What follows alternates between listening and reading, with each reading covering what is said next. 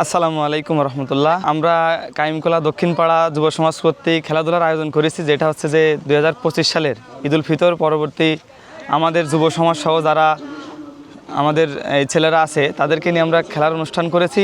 আজকে সেই অনুষ্ঠানের শুরু হচ্ছে।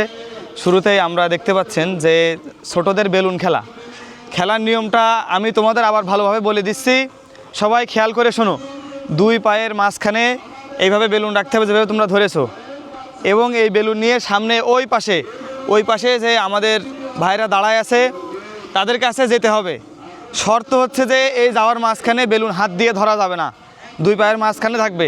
বেলুন যদি পড়ে যায় অথবা ফেটে যায় তাহলে ওখান থেকে পিছন দিয়ে সরে যেতে হবে, তুমি বাদ। যে ভালোভাবে নিয়ে যেতে পারবে সে প্রথম হবে, দ্বিতীয় হবে, তৃতীয় হবে। ক্রমান্বয়ে আমরা সবাইকে ইনশাল্লাহ পুরস্কৃত করব। তো সবাই রেডি হয়ে যাও, আমি বাঁশি দেওয়ার সাথে সাথে তোমরা হেঁটে চলে যাবা। 1 2 3।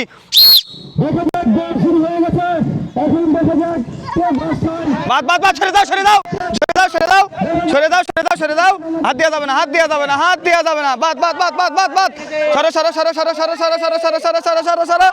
প্রথম পেয়ে গেছি। যার আছে এসে চলে এসো। আস্তে আস্তে তুমি এসো।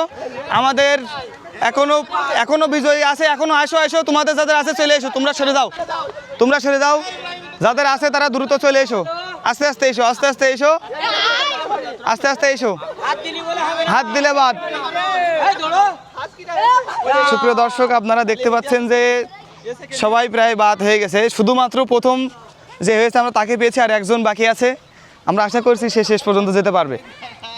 আস্তে।